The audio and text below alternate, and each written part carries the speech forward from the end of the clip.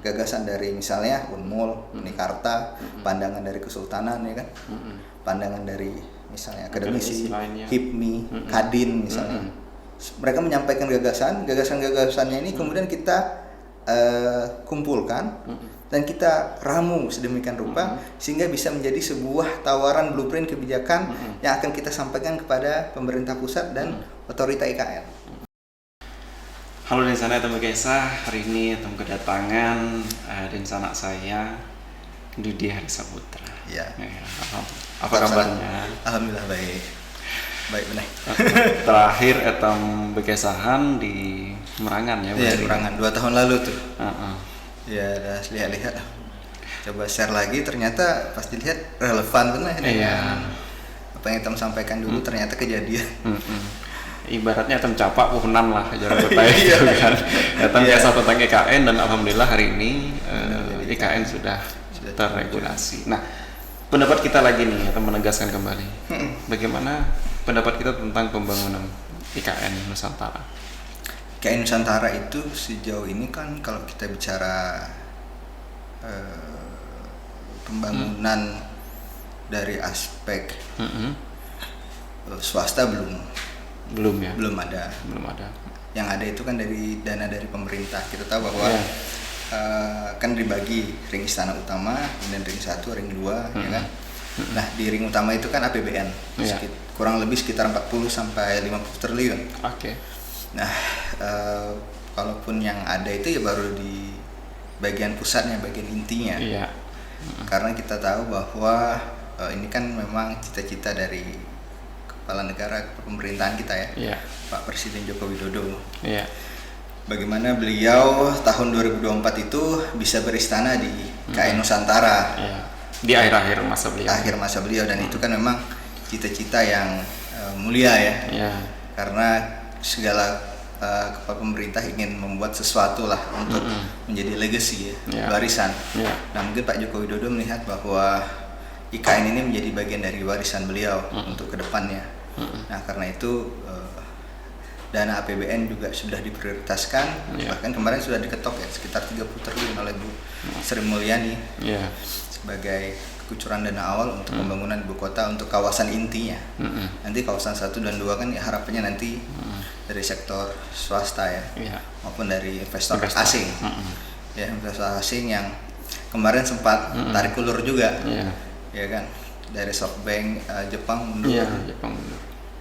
Yang masih bertahan ini dari Arab Saudi dan juga dari Qatar ya. Namun dia salah ya, saya ini kalau kan saya tidak salah juga. Kurangan juga. Jadi pendapat kita? Kalau sejauh ini kan kalau lihat pembangunannya itu kan masih baru line clearing ya. Apakah sudah membawa multiplier effect ke daerah? Sejauh ini sih memang belum signifikan. Walaupun sudah ada. Misalnya dari sisi misalnya harga tanah yang naik. Harga tanah yang naik itu kan membuat pemilik tanah lokal itu kan diuntungkan. Tapi banyak juga yang tanah-tanah ini sudah dikuasai oleh pihak swasta besar asing ya, maupun nasional. Nah, ini juga menjadi isu juga bahwa jangan sampai harapannya ini kita bisa menjadi tuan rumah, tapi karena banyak tanah yang kemudian pindah tangan ke orang-orang luar atau pengusaha-pengusaha yang notabene pengusaha besar, sehingga nanti kita itu tidak lagi menjadi pemain atau aktor utama di kawasan ibu kota. Nanti kita menjadi pinggiran juga. Kita itu bisa melihat lah. Contoh sebagai contoh, bukan bermaksud mendiskreditkan ya. Jakarta lah, masyarakat Betawi banyak menjual tanahnya, akhirnya di kawasan pusat inti DKI itu kan banyak dikuasai oleh pengusaha-pengusaha besar, elit-elit nasional, politisi nasional atau oligarki, yang sehingga masyarakat menengah bawah itu semakin terpinggirkan dan masyarakat Betawi sendiri juga semakin terpinggirkan. Nah, itu yang juga kita tidak inginkan, bahwa jangan sampai masyarakat lokal dengan adanya ibu kota ini yang menjadi aktor utama malah semakin terpinggirkan. Nah, itu jangan sampai terjadi, semakin teralienasikan. Itu kan yang sebenarnya kita lawan dari dulu. Kita kritisi bahwa selama ini daerah itu kan teralienasikan, tidak terperhatikan. karena ibu kota itu ada di Jakarta, di Pulau Jawa, sedangkan kita di daerah di Kalimantan Timur itu tidak disorot gitu. Banjir sedikit di Jakarta heboh satu nasional, banjir di kita nggak ada, biasa aja. Samarinda tiap hujan bisa katakan banjir ya dulu, nggak ada pemberitaan yang heboh di nasional. Maupun juga sekarang banjir di daerah Kutai Kartanegara juga misalnya tidak menjadi sorotan misalnya. Nah tapi ada efek-efeknya nih, misal dengan adanya ibu kota ini. Tapi dengan ibu kota ini jawaban kita tadi kayaknya 50-50 aja antara dukung atau tidak dukung. Tapi menurut kita gimana? Bukan dukung tidak mendukung, karena sudah lewat fase dukung mendukung itu, karena sudah ditetapkan kan dengan undang-undang IKN itu 18 Januari ya 2022, otomatis kita bukan bicara lagi fasenya mendukung atau tidak mendukung, karena tidak mendukung pun tidak ada, itu sudah terjadi ya kan. Tidak ada perubahan apapun walaupun kita saat ini tidak mendukung. Yang kita bicarakan itu kan dampaknya. Dampak positif dan negatif. Ini memang sesuai dengan tulisan saya kemarin, memang ini the crossroads, jadi ya di persimpangan jalan. Apapun itu, jika kita ingin melihat sebuah air itu yang setengah, apakah dia setengah terisi atau setengah kosong, tergantung perspektif kita melihat. Tapi perspektif ini juga dibentuk oleh realitasnya. Nah kalau kita bicara sejauh apa dampaknya, memang belum berdampak begitu besar, karena memang baru kan, undang-undangnya baru diketok, anggarannya juga baru diketok, kemudian juga proses pembangunannya pun di sana baru pada tahap land clearing. Pak Jokowi juga baru berkemah, baru buka akses jalan, ibaratnya belum ada fasilitas-fasilitas pembangunan yang sudah dilakukan. Apalagi kita tahu bahwa IKN ini kan sempat terhambat karena COVID kan, karena COVID, sehingga dana pemerintah dan juga sektor swasta yang lesu ya karena COVID, otomatis kita banyak fokus ya memerangi ya atau melawan, atau anggaran kita banyak habis besar di penanganan COVID-19. Nah, tapi alhamdulillah seiring waktu sekarang sudah mulai berjalan. Memang tenggat waktunya sudah semakin tipis karena ini sudah 2022, bisa 2 tahun lagi. Dan kalaupun dikatakan apakah dampaknya positif atau negatif, ini pertanyaan yang sebenarnya perlu epistemologi yang tepat. Nah, jadi Insana Etam Dudi ini selain dosen yang di Unikarta, sih ini juga filosof kayaknya. Jadi bahasa-bahasanya tuh epistemologi tuh berapa sih? Artinya memang perlu pemahaman lebih dalam. Karena kan kita pasti perspektif ya, paradigma kita. Kalau kita melihat paradigma dari sisi paradigma ekonomi politik ya, anggaplah sosialis misalnya, tentu kita akan menolak karena ini sangat rentan dengan kepentingan oligarki, katakanlah begitu ya. Kemudian kebijakan-kebijakannya ini mungkin menguntungkan segelintir pengusaha besar misalnya, atau elit politik nasional besar misalnya. Kalau kita bicara di satu sisi seperti itu. Tapi kalau kita bicara developmentalisme pembangunan, ya kan, tentu ini hal yang sangat-sangat kita support dan sangat kita dukung. Karena ada harapannya dengan adanya pembangunan atau adanya kebijakan bahwa pemerintah pusat memutuskan IKN menjadi ibu kota, ya itu akan merubah paradigma dan juga epicentrum pembangunan. Bahwa dulunya epicentrum pembangunan itu terpusat di Pulau Jawa dan Jakarta, sekarang sudah bergeser ke tengah. Terdesentralisasi lah bahasanya. Terdesentralisasi, bahkan epicentrumnya, pusatnya itu pusat getaran bergeser. Ya kan, bukan lagi terdesentral. Getarannya di Jakarta bergeser ya kan ke tengah. Nah, kalau kita ini sedikit teoritis, kita tahu misalnya Immanuel Wallerstein misalnya pernah bilang bahwa dalam World State Theory itu kenapa negara atau daerah-daerah atau negara yang kaya sumber daya alam itu tidak kaya, ya kan? Kenapa negara-negara yang sumber daya alamnya melimpah, kemudian memiliki potensi yang sangat besar. Afrika misalkan. Misalnya Afrika atau Asia. Bahkan Indonesia sendiri. Atau Asia Tenggara ya. Indonesia sendiri. Nah itu karena menurutnya dunia itu ada core dan periperi. Nah selama ini posisi kita diposisikan sebagai periperi, pinggiran. Sedangkan core itu inti. Biasanya core itu disebut dengan pusat kekuasaan. Pusat kekuasaan atau pusat pemerintahan. Nah otomatis pusat kekuasaan, pusat pemerintahan itulah yang menentukan politik anggaran kan. Walaupun sumber daya alamnya itu ada di Kalimantan Timur, tapi pengambil keputusannya ada di Jakarta, otomatis seluruh kekayaan alam itu akan ditransfer ke Jakarta. Itu yang disebut dengan capital flight, ya kan? Artinya jauh, menurut teori itu berarti jauh dari nilai keadilan lah ya? Ya, makanya dia mengatakan bahwa kalau kita Richard Rorty bilang itu disebut dengan kutukan sumber daya alam. Ya kan? Kenapa kutukan sumber daya alam terjadi? Karena daerah-daerah yang kaya sumber daya alam itu enclave.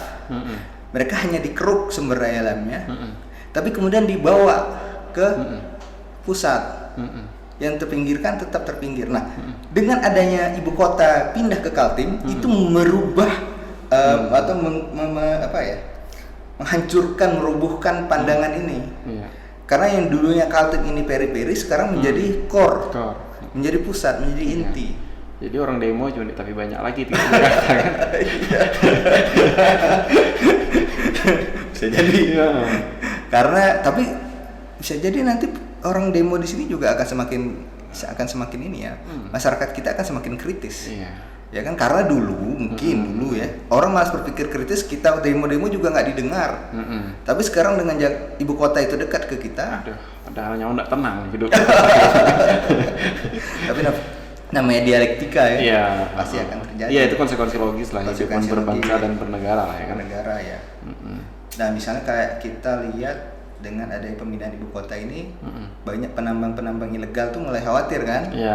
Karena sekarang dulu kalau nambang ilegal mungkin kurang jadi sorotan, karena kita dianggap kawasan pinggir. Tapi dengan ibu kota di sini, masa ibu kota bolong-bolong ya kan? Nah itu juga menjadi isu tersendiri bahwa di sisi lain ini membuat Kaltim itu yang dulunya dianggap pinggiran, kurang terperhatikan, sekarang menjadi pusat perhatian. Ada salah sedikit pasti akan menjadi sesuatu yang besar dan muncul. Ya kan, misalnya Kaltim misalnya banjir misalnya, itu pasti akan jadi sorotan, ibu kota baru kok banjir. Makanya orang sekarang berpikir bagaimana membangun Kaltim ini kan. Nah itu efek positifnya yang saya tangkap, saya lihat di situ.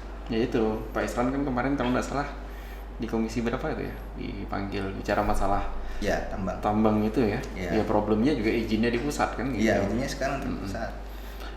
Makanya kan kita berharap bahwa jangan semua terpusat. Kan semangat otonomi daerah itu jangan sampai hilang. Bahwa ada kontrol daerah terus tetap ada. Tapi Wagub itu jarak loh kemarin itu. Apa itu? Uji Wagub etam ini kalau mau dihitung-hitung ya sama Tegak Brunei sebenarnya kalau kita pisah ya kan. Iya kan nilainya karena kita konsekuensi berbangsa dan bernegara ini kan kita harus komitmen dengan DBH itu. Bahkan artinya kan suara lokal pun menganggap bahwa dana bagi hasil yang kita rasakan itu tidak adil ya. Ya karena itu undang-undang migas DBH itu kan 90% ya. 90% kan untuk pemerintah pusat. Ya kan 10% ke daerah, itu pun juga dibagi-bagi lagi dengan daerah-daerah yang lain. Finance kekuatan pendapatan dari sektor migas itu tidak besar. Memang kalau dibandingkan dengan pusat. BI 10% pun ya cuma 10%. Ya kan 90%-nya masih dipegang oleh pusat, ya kan. Terus juga kalau kita lihat dari sisi postur ekonomi kita, walaupun kan kalau di Kaltim ini kan kalau gross brutonya 500-an triliun tuh. Ya kan. Tapi kembali ke daerah itu nggak pernah sampai segitu. Paling 10-an, 11 aja. Paling banyak 15 10% lah dari 500 triliun. Sering tidak pernah mencapai 10 malah. Selalu di bawah 10%. Itu paling tinggi sudah itu. Berarti sekitar 40 triliun, 30 triliun, dan itu dibagi-bagi kan? Dibagi-bagi. Jadi kecil sekali, padahal pembangunan perputaran uang di Kaltim itu 500-400 triliun. Pertanyaannya kemana uangnya, ya kan itu. Nah, itu yang menjadi memang pertanyaan kita atau tuntutan kita selama ini, bahwa Kaltim itu diberi kue yang kecil, ya kan, ibaratnya nih beri jajak sedikit aja nih, tapi jajak banyaknya diala orang, ya kan, kue banyaknya diambil orang, dan kita tuh seneng-seneng aja gitu loh, ya kan. Nah, tapi ini dengan adanya IKN ini pindah ke kita, pemerintahan pusatnya sudah di sini kan, berarti 90%-nya juga di sini nanti. Nah, ini makanya kita lebih bisa melakukan sebuah gerakan untuk menyampaikan bahwa Kaltim ini juga harus diperhatikan.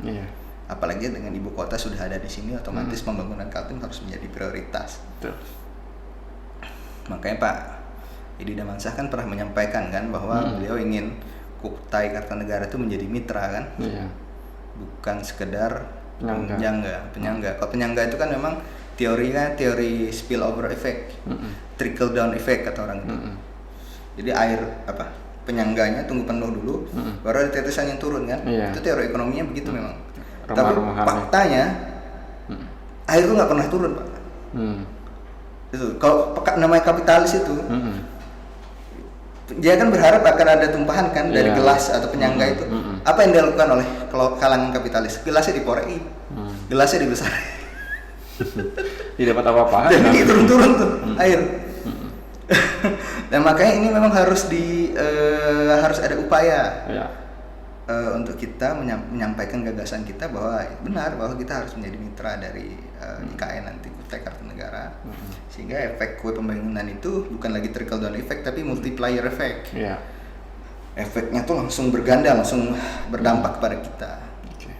Nah, sebelum kita dalam nih membahas secara teknisnya, nah ini kan kepala otorita kan sudah ditunjuk nih dan dilantik dan segala macam, Bambang dan segala macam. Nah, menurut kita kayak mana sih, apakah mampu kepala otorita ini dengan waktu yang ya bisa dikatakan tadi relatif singkat untuk membangun di 2024 itu, apakah bisa menurut kita? Kalau kawasan inti ibu kotanya, Istana Negara dan kompleks istana dan berapa kementerian saya lupa, Kementerian Pertahanan, Kementerian Dalam Negeri ya, PU ya, mungkin bisa ya dikejar, setidaknya istana 2024 itu bisa diselesaikan. Tapi undang-undang IKN itu sendiri tidak memberi batas waktu hanya sampai 2024, tapi sampai 2045, berarti sekitar diketoknya 2022 kan, 23 tahun, 23 tahun untuk proses pembangunan ibu kota itu sampai selesai, atau 100 tahun Indonesia merdeka kan, 2045. Ya kan, itu memang breakthrough ya, bahwa sebuah terobosan yang luar biasa, ya kan, 100 tahun Indonesia merdeka, ibu kota terbangun di Kalimantan Timur ya. Nah, memang kalau kemarin kami sempat juga berdiskusi dengan Pak Fajrul Rahman. Jadi beliau kan sekarang duta besar di Kazakhstan. Nah, Kazakhstan itu juga memindah ibu kotanya dan memerlukan waktu yang sama, 23 tahun. Sampai ibu kota itu selesai dari kawasan inti sampai ke ring 1, ring 2-nya. Ya kan? Memang kita kalau membangun tuh nggak mungkin dalam waktu kalau simsalabim, kecuali Roro Jonggrang ya. Amun molah peler kambing cuma ini bangun ibu kota gitu. Iya, apalagi kalau kita bicara PTC ada nih, ya kan, itu lagi belum lagi masalah kondisi geografinya memungkinkan tidak untuk bisa dibangun. Tapi kan di pemberitaan itu kan 2024 istana sudah di situ gitu. Ya, itu target pemerintah. Makanya Pak Presiden kan berharap 2024 itu 17 Agustus itu di Istana Negara di IKN itu. Ya, itu sih cita-cita. Jadi menurut kita dengan waktu yang segini mampu lah ya. Kalau istana bisa. Tapi kalau keseluruhan ya nggak mungkin. Itu nggak mungkin kalau sampai ring 1, ring 2-nya selesai ya belum. Tentunya kan tadi kita sudah mulai diskusi ke ranah pemerintah daerahnya kan, ada PPU dan segala macam. Kita bicara Kukar dulu nih. Sejauh ini menurut kita bagaimana pemerintah Kukar? Apa yang harus dilakukan untuk katanya tadi menjadi mitra? Ya memang kita harus membuat sebuah blueprint or roadmap kebijakan yang jelas, tawaran kebijakan yang jelas kepada pemerintah pusat maupun ke otorita IKN itu sendiri, ya kan, ke Pak Bambang maupun kepada Pak Jokowi bahwa kami Kutai Kartanegara menawarkan konsep seperti ini, konsep pembangunan seperti ini yang terintegrasi dengan IKN. Karena selama ini kan kalau kita baca buku saku IKN itu, mereka hanya memang segitiga itu saja, segitiga emas lah kalau kita katakan, hanya IKN, Samarinda, Balikpapan. Jadi katakan di situ di state disampaikan bahwa pusat pembangunan pusat ekonomi nanti dan kota pertumbuhan, kota penyangga itu ada di Balikpapan dan di Samarinda. Kutai Kartanegara ditinggal. Padahal yang banyak menyerahkan daerahnya itu Kutai Kartanegara. Iya, tanah hitam kan banyak di situ. Bayangkan di situ Samboja full, Moro Jawa, Loh Hulu, Loh Janan, ya kan? Itu bayangkan Samboja full, Moro Jawa full tuh. 2 kecamatan, ya kan? Terus Loh Hulu ditinggal ya. Iya, tapi Kutai Kartanegara tidak pernah disebut sebagai kawasan yang terintegrasi untuk apa nih ke depan. Nah, makanya ini harus kita sampaikan. Nah, harapannya podcast ini juga bakal sampai. Ya, mudah-mudahan akan sampai ke. Artinya memang perlu ada blueprint bahwa Etam ini mitra. Ya, kita ini mitra. Bukan sekedar slogan bahwa kita ini mitra, tapi ada sebuah kajian naskah ilmiah sehingga kita ini menjadi mitra dari IKN. Baru nanti negosiasi sehingga ini menjadi sesuatu yang applicable, doable, bisa dijalankan, bisa dilaksanakan, ya kan? Nah, terukur, waktunya jelas, deadline-nya jelas, konsepnya seperti apa itu jelas, bukan sesuatu yang sulit diaplikasikan, tapi ini sesuatu yang sangat mungkin untuk dijalankan. Nah, itu otomatis harus melibatkan semua stakeholders. Ya, kalau kita bicara IKN, itu kita tidak bisa bicara dari aspek pemerintah saja sebagai regulator ya, pembuat kebijakan, tapi juga ada sektor pengusahanya, itu juga akademisi, masyarakat budaya, ya kan, kesultanan misalnya, itu semua harus dilibatkan di situ. Segera kelompok kepentingan itu harus diajak rembuk, nah, gitu. Kira-kira gagasan kalian apa, kita tampung semua. Gagasan dari misalnya Unmul, Unikarta, pandangan dari kesultanan, ya kan, pandangan dari misalnya akademisi, HIPMI, Kadin misalnya. Mereka menyampaikan gagasan-gagasannya ini kemudian kita kumpulkan dan kita ramu sedemikian rupa sehingga bisa menjadi sebuah tawaran blueprint kebijakan yang akan kita sampaikan kepada pemerintah pusat dan otorita IKN.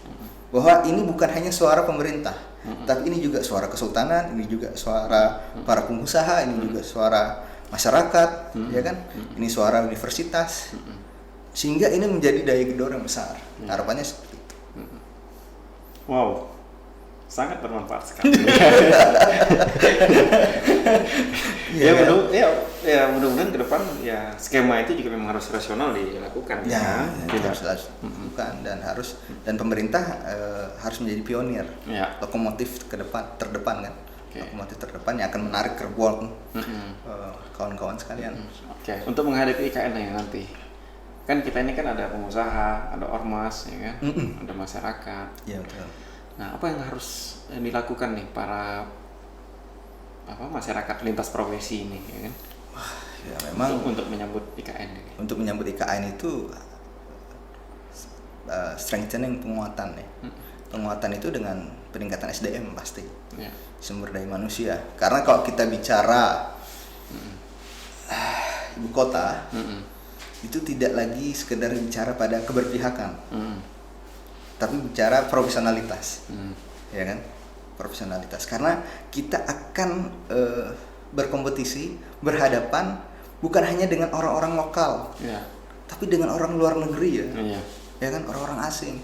Nanti kan kantor-kantor kedutaan kan di sini semua, ya kan. Nanti kan semua investasi asing apa semua kan kesini semua. Mereka membutuhkan orang yang memiliki kompeten, ya kan, sehingga pekerjaan itu bisa dilakukan dengan cepat dan tepat kan. Nah kalau kita masih belum mampu meng-catch up atau mengejar ketertinggalan kita dari sisi kemampuan sumber daya manusia, maka kita akan sulit bersaing. Nanti yang ada transferan dari Jakarta lagi yang masuk di sini, atau putra-putra daerah dari daerah-daerah lain yang akan ke sini semua. Kita tahu bahwa Jakarta itu kan kumpulan dari melting pot ya, orang-orang yang bisa dikatakan orang-orang terbaik lah dari daerah-daerah. Mereka semua mencoba berjuang atau muncul menjadi yang terbaik di ibu kota kan. Nah nanti IKN juga akan seperti itu. Ya kan, akan seperti itu. Orang-orang terbaik dari Sumatera, dari Sulawesi, Papua, Pulau Jawa itu sendiri akan berjibaku di sini. Kita nggak bisa lagi bilang kita nggak siap karena undang-undang IKN-nya sudah diketok. Nggak ada lagi kita katakan kita tidak siap. Yang ada kita harus melakukan improvisasi dan kita harus melakukan elevasi peningkatan kemampuan kita, dan itu harus kita sadarkan ketika bangun tidur. Aku mau apa nih? Aku belajar apa lagi? Apa yang kurang dari diriku? Aku harus melakukan apa? Ya kan? Kalau tidak, kalau pasrah saja, kami dong orang daerah perhatikan, nggak bisa. Nunggu buah bungur jatuh. Buah bungur jatuh. Cinta kalau tidak diperjuangkan nggak pernah dapat, Pak. Iya, betul, kan buah bungur. Karena cinta adalah pengorbanan, sayang. Iya. Moga itu cintai aku, tapi tidur mah di rumah. Kalah ini pernah. Ya kan, traktir makan aja di pernah. Iya. Gimana cewek itu nggak bisa naksir kan? Itu cara itu lah maksudnya. Itu yang harus ada usaha, harus ada upaya, sehingga kita itu bisa mendapatkan apa yang kita inginkan. Kira-kira seperti itu. Jadi tapi apapun itu ya kan, tenaga lokal kita ini kan tidak sekuat contohnya pengusaha aja ya, dari kemampuan investasi dan segala macam kita juga tidak. I don't know. Ya, saya bertanya. Banyak pengusaha memang ini. Ada satu, mungkin pernah dengar nama Wisnu Wardana misalnya. Pernah. Nah itu putra daerah orang Kaltim asli, orang Kutai asli, tapi kemudian sukses di Jakarta. Dan itu orang Kaltim tuh. Ya kan, mereka sukses di situ. Mungkin ada nama, misalnya kalau di Kalimantan Selatan ada nama Mardani Maming ya. Jadi ketua HIPMI, kemudian juga bendahara NU sekarang. Jadi kalau kita mengambil contoh ya, itu dari sisi pengusaha. Kalau kita ambil pengusaha ya. Kemudian ada juga nama Fajrul Rahman misalnya. Ya kan, politisi kawakan intelektual dari Kalimantan Selatan kan. Kalimantan juga. Kalau kita bicara Kalimantan, itu banyak tokoh-tokoh yang bisa berkompetisi di level-level nasional tuh ada. Ya kan, bahkan kalau kita Idam Khalid ya kan, Menteri Agama ya dulu juga dari Kalimantan Selatan, ketua PBNU ya. Dan kita juga tahu misalnya Pak Awang Faruk kan, juga salah satu tokoh yang ditokohkan di DPR MPR waktu itu, dan juga berhasil menjadi gubernur Kalimantan Timur ya kan. Nah yang kita pikirkan itu bukan sekedar orang-orang individu-individu yang memiliki kecakapan dan kemampuan luar biasa ini, tapi yang kita pikirkan juga ini masyarakat biasa ini ya kan. Itu kan yang jadi perhatian kita kan. Kalau individu-individu yang memiliki kompetensi, memiliki kemampuan, mungkin mereka bisa bersaing, ya kan, yang sudah terpelajar, yang sudah biasa berkompetisi atau mungkin menempuh pendidikannya di luar negeri atau di Pulau Jawa. Orang-orang Kalimantan di situ mungkin mereka sudah siap bersaing ketika ibu kota itu di sini. Tapi bagaimana dengan masyarakat menengah bawah misalnya, atau pendidikannya tidak tinggi? Nah ini mau tidak mau harus kita perhatikan, dan harus ada keberpihakan. Nggak bisa kita free fight kapitalisme. Kalau kamu lemah ya jatuh atau tersingkir. Itu kan hukum hutan rimba kan. Yang kuat yang berkuasa, yang lemah ditindas. Apa bedanya kita dengan dunia hewan? Apa bedanya kita dengan dunia hewan? Itu menciderai humanisme, hukum-hukum humanisme, hukum-hukum kemanusiaan ya kan. Nah ini yang kita tidak inginkan terjadi. Nah makanya orang-orang seperti ini yang masyarakat yang termarginalkan, teralienasikan, misalnya dengan kawasan ibu kota itu masuk, misalnya bagaimana dengan suku Balik ya, suku Pasir Balik, orang-orang yang misalnya juga tidak biasa atau tidak tidak terbiasa dengan kondisi ibu kota yang penuh dengan daya saing, penuh dengan inovasi. Kalau kita tinggal di pedalaman itu kan tenang kan, ya hidup apa adanya. Tapi kalau ibu kota itu gitu nggak bisa lagi tuh begitu, tenang, santai apa adanya, karena sudah penuh dengan kompetisi. Nah, penuh dengan kompetisi dan drama. Dan ini pemerintah bersama dengan juga Civitas Akademika kampus itu harus melakukan pergerakan, dan juga pengusaha ya, pengusaha-pengusaha yang besar yang sukses, orang-orang Kaltim atau orang Kalimantan ya pada umumnya, itu juga harus memiliki solidaritas yang kuat untuk membimbing, untuk mendorong, mensupport pengusaha-pengusaha lokal yang ada di bawahnya. Ya, pemerintah juga harus membuat regulasi-regulasi yang berpihak kepada masyarakat kecil dan masyarakat yang termarginalkan.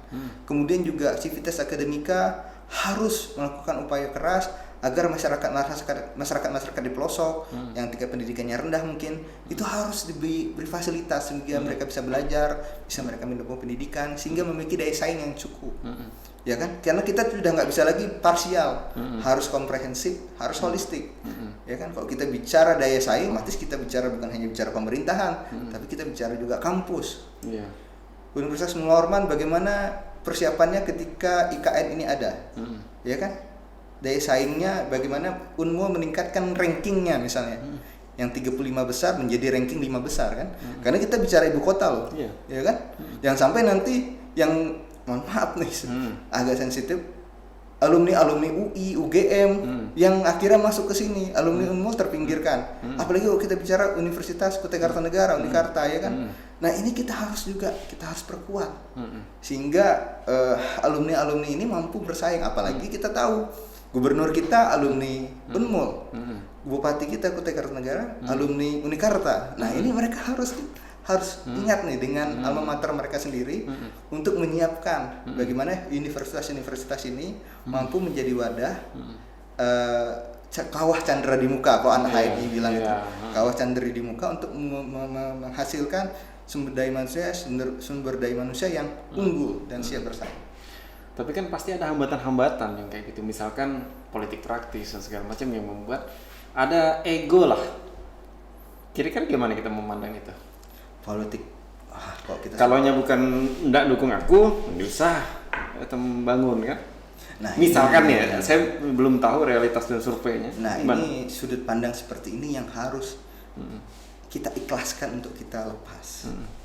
Ego-ego politik, ego-ego sektoral.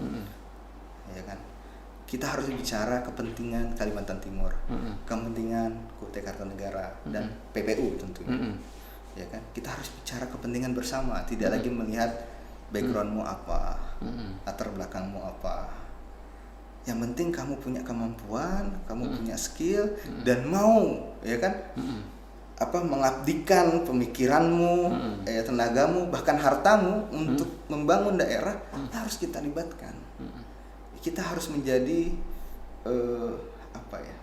seseorang yang besar, ya, seseorang dengan hati yang besar, sehingga kita bisa menerima hal seperti itu, sehingga orang-orang yang mungkin berbeda, tapi karena punya kemampuan, dia punya keinginan untuk membangun daerahnya, nah itu harus didukung dan disupport, ya kan. Dan ini juga cita-cita dari Bapak pendiri bangsa kan, founding fathers kita, kan Bung Karno bagaimana menyatukan dulu, ada istilah Nasakom bahkan gitu ya.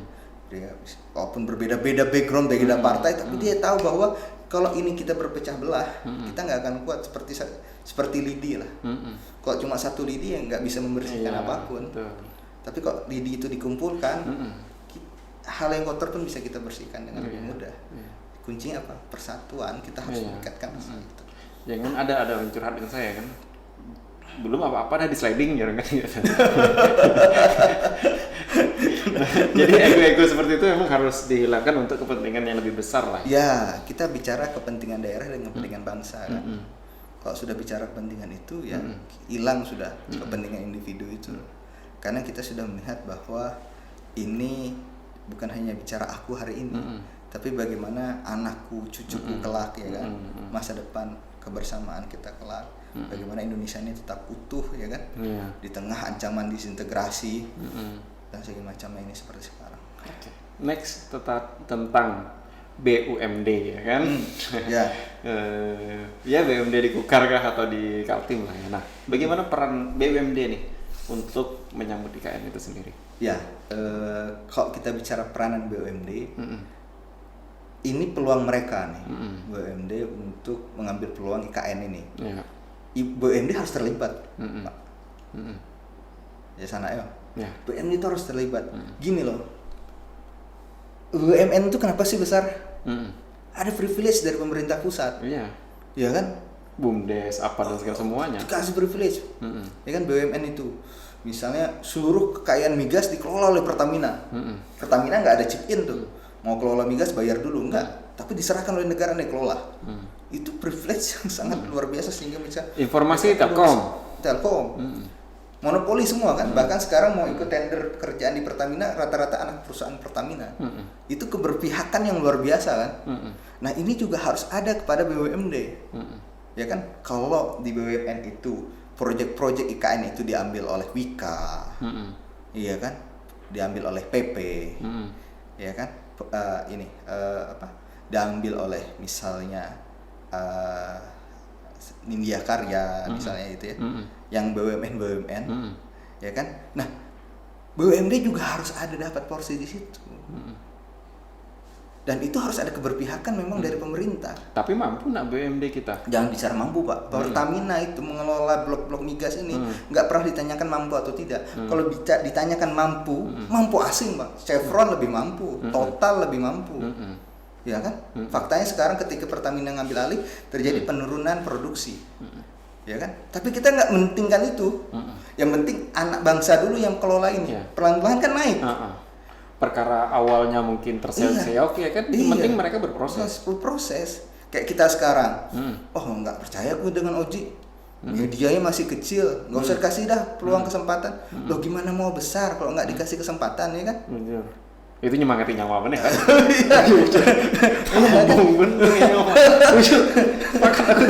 Iya kan? Jangan bicara dulu kemampuannya seperti apa. Dia harus diberi peluang dulu, kesempatan. Nanti kan dengan waktu, seiring waktu, nanti kan terupgrade sendiri. Oh ternyata begini, oh ternyata begini. Nah itu akhirnya akan menumbuhkan sumber daya manusia kita sendiri, daya saing kita sendiri. Nah begitu juga BUMD harus diberikan kepercayaan. Misalnya pemerintah pusat bersama pemerintah daerah ini kelola IKN untuk pembangunan apa, kasih BUMD. Untuk suplai batunya kah, suplai pasir kah, suplai beton, kasih BUMD. Suplai solarnya kah. Biar BUMD nanti berkoordinasi dengan pengusaha lokal juga kan, supaya bisa begitu memang sambil kolaborasi ya? Sambil berkolaborasi. Yang penting peluang itu harus juga diberikan. Nggak bisa harus tender yang terbaik, mana nih yang terbaik nih. Loh bagaimana BUMD belum tentu punya modal misalnya, sumber daya manusianya belum tentu punya pengalaman. Biasanya kan pengalaman orang tanya itu kan. Ya otomatis kalau tanya pengalaman swasta nasional misalnya atau BUMN yang lebih berpengalaman, ya otomatis mereka menang terus. Nah BUMD pengusaha lokal bila-bila ya kan. Jangan usahlah kita minta kue-kue besar ya, bangun yang besar-besar, yang kecil-kecil lah kasih. Diberi kesempatan, karena dari yang kecil ini akan jadi besar. Apalagi kalau kita bicara IKN, jualan semen aja, jualan beton aja, mungkin untungnya cuma berapa sih, tapi kali banyaknya itu. Nah itu yang harus diberikan ke BUMD dan pengusaha lokal. Kalau tidak ya berat. Berarti ya itu tadi, memang harus ada blueprint yang juga memang kemarin itu sempat memang ada pembahasan bagaimana BUMD ini juga melakukan persiapan dan strategi khusus nih ketika IKN ini ada. Bagaimana menguatkan BUMD daerah-daerah, misalnya BUMD Kukar, BUMD Samarinda, BUMD Kaltim, BUMD Balikpapan, PPU. Ini saling bersinergi ini, bersatu padu, ya kan, untuk menyiapkan IKN ini. Bagaimana mereka bisa mendapatkan porsi, ya kan, pekerjaan-pekerjaan, kegiatan-kegiatan, peluang-peluang ekonomi dari IKN Nusantara ini. Jangan sampai hanya dikuasai oleh BUMN maupun swasta nasional, ya kan.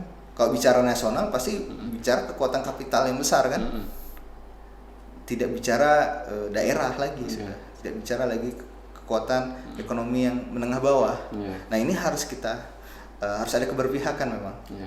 Dan itu yang bisa memberikan keberpihakan itu ya pemilik regulasi, pemerintah, ya kan, pemerintah pusat dalam hal ini. Itu tadi seputar IKN. Next seputar politik, ya kan. Nah, bagaimana politik nasional ketika IKN itu terjadi dan juga mulai bergeser terutama di 2024 nanti. Nah, perspektif Bung Dudi ini dan Sanakku nih. Ya, politik nasional lah ini memang pasti akan terjadi sedikit banyak perubahan. Politik nasional dan politik daerah. Kaltim itu sendiri. Ya kan, nanti isu-isunya akan berubah. Ya harapannya kan kok sekarang kan kita melihat politik nasional kita itu kan selalu disibukkan dengan isu SARA ya, ya kan? Sentimen agama, sangat tidak produktif ya.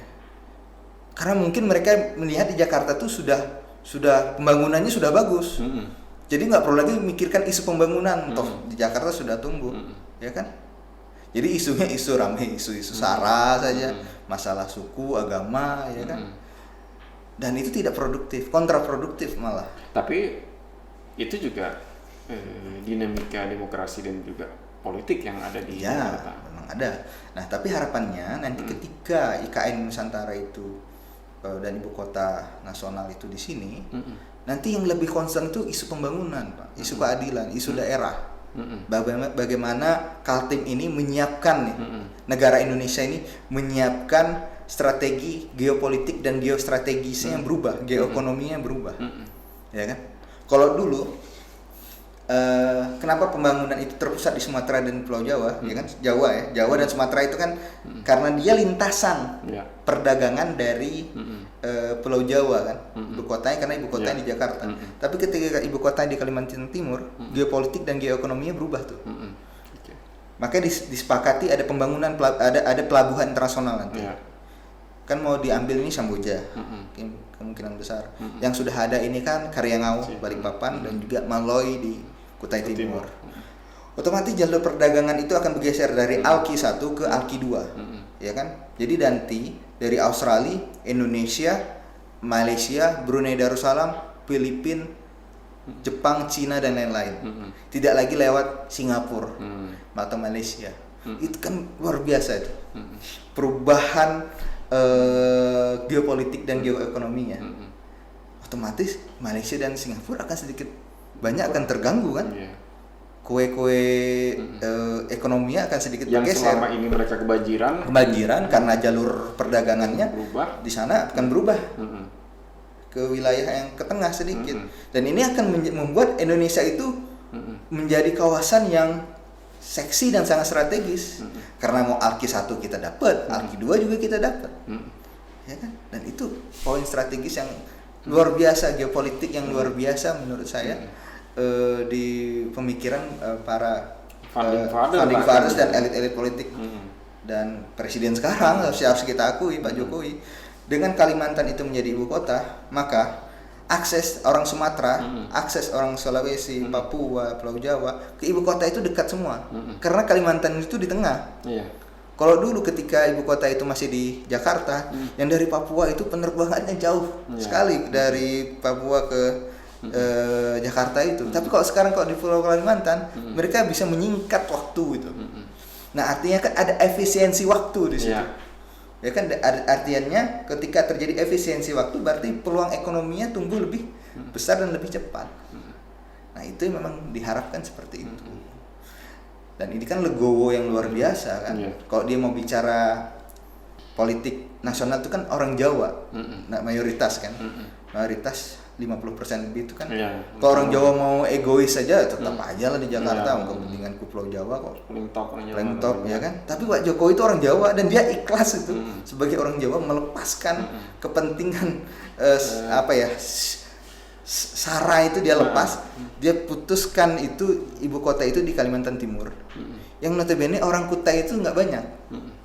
Orang bahkan di sini orang Jawa paling banyak ya. Banyak itu orang Jawa malah di sini kan. Ya kan? Nah, itu dalam artian bahwa ini sudah kacamata nasional.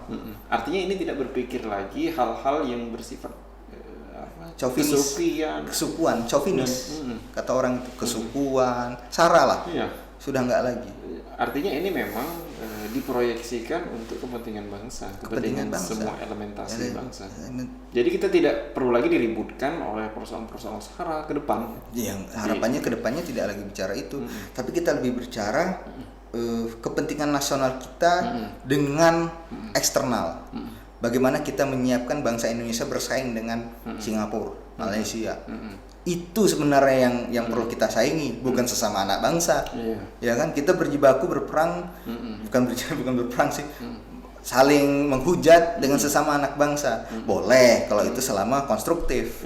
Ya kan, tapi yang sebenarnya saingan kita ini kan bukan dari internal kita, tapi dari eksternal kita. Nah, ini kita harus fokus ke sana sekarang. Bagaimana kacamata kita itu sudah melihat kacamata kepentingan Indonesia secara internasional dan global.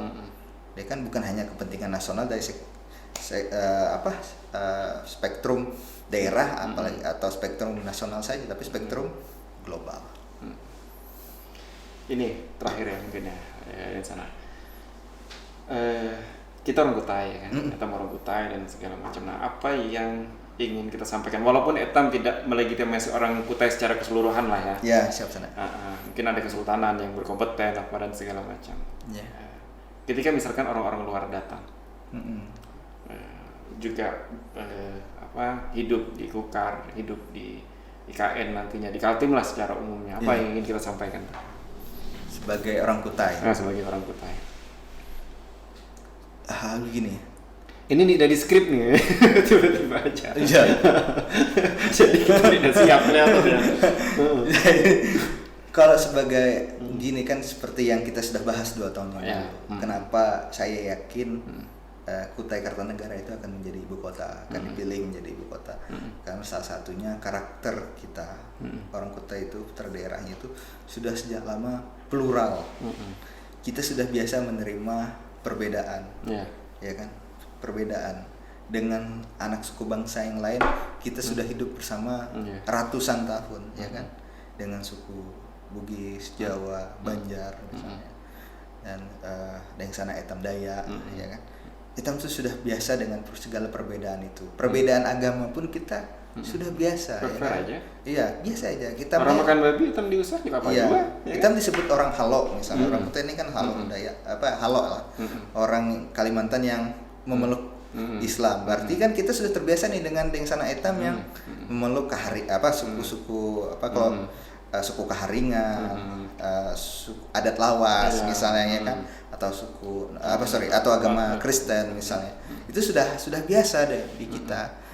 Nah, makanya orang Kalimantan itu atau orang Kaltim atau orang Kutai itu tidak pernah mempermasalahkan permasalahan agama misalnya, atau permasalahan yang sifatnya kesukuan ya. Tapi yang lebih kalau kita gini, ada tulisan dari Johan Galtung.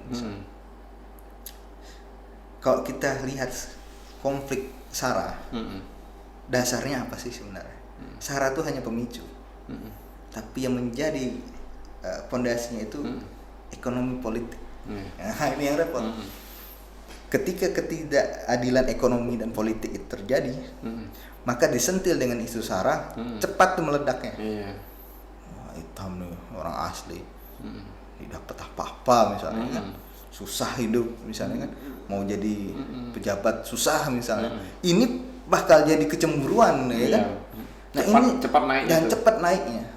Lalu jangan pendak sumbu tuh. Iya, ya kan. Sebenarnya kalau berbeda biasa aja. Ya kan, iya kan udah terbiasa gitu. Orang Kutai itu minimal bisa 3 bahasa kan.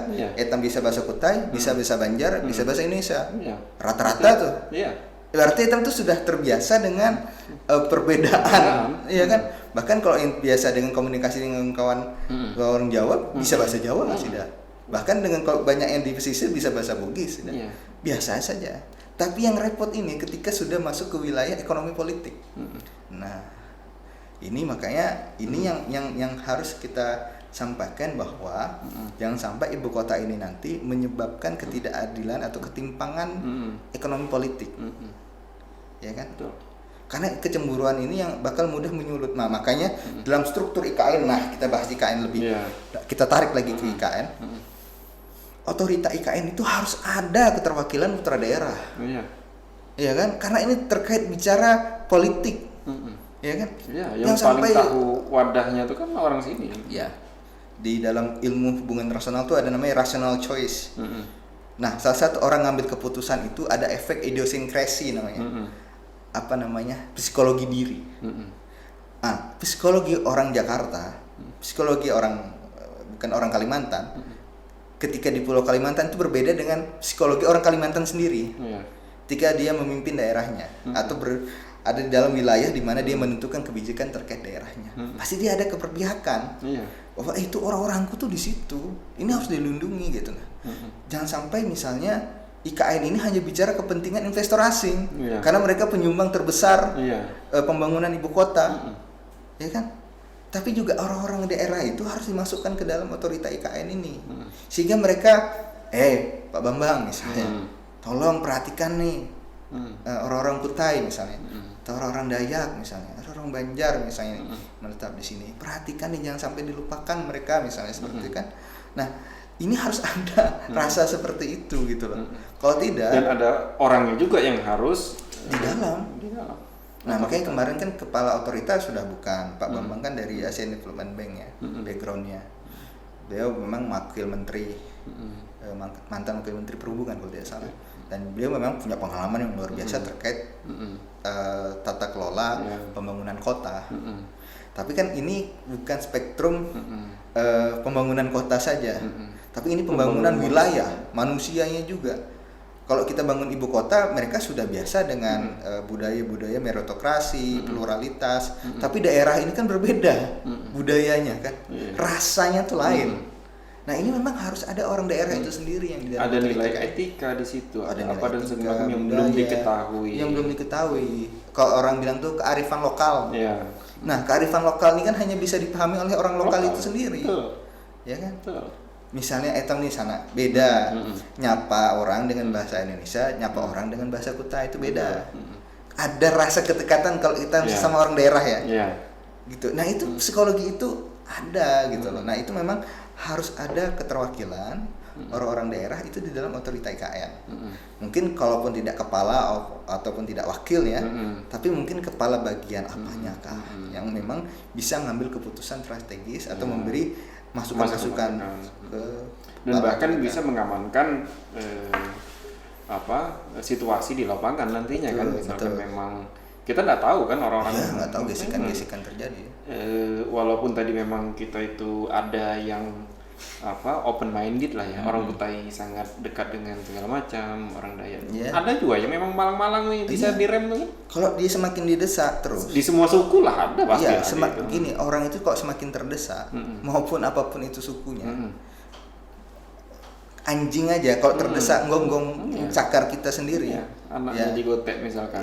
Rongkopnya rabies. Itu kalau dia terdesak kan. Nah, sama apalagi manusia. Semut aja, semut lada itu kalau diinjak gigit Pak. Semut itu, apalagi manusia kalau dia diinjak-injak terus, makin kelamaan dia akan marah. Nah, makanya ini harus orang-orang daerah sendiri yang memang memiliki psikologi, kearifan lokal yang sama. Jangan sampai nanti ada berjarak nih antara ibu kota dengan orang-orang daerah itu sendiri. Apalagi kalau kita baca undang-undang IKN, itu pasal 5 kalau tidak salah, itu tidak ada pilkada di IKN, tidak ada DPRD IKN. Jadi di IKN itu yang ada itu pemilihan hanya untuk Pilpres, Presiden, dan juga untuk anggota DPR RI dan anggota DPD RI. Nah, sekarang pertanyaannya, orang daerah menyuarakan daerahnya kemana ini? Sementara Monetam tidak masuk ke parlemen pusat, kan? Jumlah kita harus banyak kan dukungan. Nah, makanya saya bilang bahwa mau tidak mau harus ada orang kita, orang-orang daerah. Bukan maksudnya sara ya, maksud sara di sini. Ini maksudnya supaya ada psikologi lah. Psikologi kearifan lokal itu juga ada tertanam di pemikiran pengambil keputusan kita di otorita IKN itu. Kita sudah paham nih bahwa tidak ada DPRD-nya. Sudah tidak ada ibaratnya pemilihan kepala daerahnya. Jadi masyarakat itu ya pasrah aja siapa kepala otorita IKN ya terserah presiden. Dan presiden itu dipilih secara nasional kan. Orang daerah itu sendiri belum tentu tidak bisa mempunyai kesempatan yang sama, belum tentu terwakili bahwa keinginan mereka seperti apa. Ya kan? Makanya ini harus ada upaya lah membuka diri dari pemerintah pusat bahwa jangan sampai ini semata-mata kacamata pembangunan infrastruktur saja. Atau pembangunan ekonomi saja, tapi juga harus ada pembangunan sosialnya, pembangunan budayanya, ya kan? Bukan hanya mereka diundang seremoni misalnya menghadiri atau membuat pernyataan kami mendukung, bukan sekedar itu yang kita butuhkan, tapi mereka juga terlibat dalam proses pengambilan kebijakan terkait otorita IKN ini. Nah itu yang harus kita perjuangkan bersama-sama. Dan ini kita suarakan dan saya harapkan dalam podcast ini bisa didengar. Mudah-mudahan didengar senasional kan? Iya. Karena masih baru di Jalan Patin nih besarnya kan. Kalau kata Foucault itu kan knowledge is power kan, information is power. Ilmu pengetahuan dan informasi itu kekuatan. Ketika informasi itu mampu mempengaruhi banyak orang, itu akan menjadi sebuah daya dobrak yang luar biasa. Nah harapannya melalui ini kita akan bisa. Ya kita harap juga memang melalui ini kita itu bisa dengar dan juga memang terus banyak dialektika di sini supaya banyak informasi-informasi yang miss. Karena konflik itu kan sebenarnya banyak terjadi miskomunikasi saja sebenarnya kalau menurut saya nih ya. Kan? Yang tidak tersampaikan dan tidak adanya proses merangkul, negosiasi dan segala macam ya kan. Harapannya semakin banyak opini-opini, diskusi kita sudah saling mengenal satu dengan yang lainnya. Harapan kita dengan perspektif-perspektif misalkan Bung Dudi tadi itu kan. Membahas tentang ini perlu ada ruang dialog yang lebih dalam lagi dan intensif lagi kepada goals-goals yang akan dibawa ke IKN nanti. Apalagi nih nanti kalau kita bicara prinsip demokrasi deliberatif, kalau kita baca Jürgen Habermas itu dimaksud demokrasi, esensi dari demokrasi itu adalah keterbukaan, bukan saja keterbukaan tapi juga partisipasi aktif dari segala pihak. Kalau demokrasi itu sifatnya mayoritas minoritas itu juga tirani. Namanya tirani mayoritas. Yang minoritas nggak didengar. Tapi yang dimaksud dengan demokrasi itu yang minoritas pun kita dengar. Apa ini aspirasi mereka? Karena mereka juga manusia. Ya kan? Nah, kita orang daerah ini, kita ini kan minoritas sedikit nih kalau dibandingkan dengan kuantitas nasional ya kan. Nah, tapi kita ini juga manusia, Pak. Kita ini punya hidup. Kita itu punya jiwa yang harus didengar dan diperjuangkan. Nah ini harus didengar oleh para pemangku kebijakan di level nasional. Dan pemangku kebijakan di level daerah harus menyadari ini. Mereka harus memperjuangkan konstituen mereka di daerah. Jangan sampai kita ini terlupakan karena isu gebiah-uyah terkait ibu kota Nusantara ini, tapi hanya yang dibangun bagaimana bangun jalannya, bagaimana cari uangnya, ya kan gitu saja sekarang ributnya kan. Tapi bagaimana dengan masyarakat lokal itu sendiri? Nah ini jangan sampai terpinggirkan. Nah ini harus kita upayakan terus supaya ini menjadi isu sentral bahwa masyarakat lokal ini juga harus dilibatkan karena sumber daya manusia ini juga kekuatan dan juga kekayaan. Karena kekayaan yang disebut dengan kapital itu bukan hanya uang, tapi juga sumber daya manusianya. Ada uang nggak ada sumber daya manusianya nggak akan jalan. Ya kan? Ya banyak aja orang mungkin terlahir kaya dia tidak mampu mengelola karena pengetahuannya. Nothing dream kan? Ya kawan saya nothing dream. Biar ada pitis, tapi ini bisa ngelola pitis, habis pitis. Iya kan? Oke deh, thank you. Banyak telah memberikan inspirasi ya kan. Terlepas juga ya mas yang pakai bahasa nih kan. Telah memberikan inspirasi dan juga referensi baik buat saya secara pribadi dan juga penonton Etam Bekesa. Amin semoga. Dan ini kan Etam mungkin kalaupun saya ada salah ya. Mohon aja dikoreksi pandangannya seperti apa mungkin yang sebenarnya. Ya kita ingin membangun kebersamaan. Yang kritik yang konstruktif, yang membangun ya, bukan saling menjatuhkan. Kalau kata orang bilang tuh competitive partnership, berkompetisi tapi tetap berpartner. Ya kan? Karena kalau tidak ada dialektika seperti Bung bilang tadi, nggak akan ada progres, tidak ada kemajuan, stagnan kan. Tapi kalau terlalu berkompetisi, tidak ada kebersamaannya, bahkan saling menjatuhkan. Nah, makanya kita berkompetisi boleh, tapi tetap bersama demi kebesaran daerah kita, kemajuan daerah kita. Oke, thank you. Terima kasih. biasa kan biasa itu tadi kisah Heta. Thank you telah menonton ini, jangan lupa subscribe ya kan. Tentang loncengnya ya lupa. Ya, kumpul ya. Oke, makasih sana. Saya mau kasih.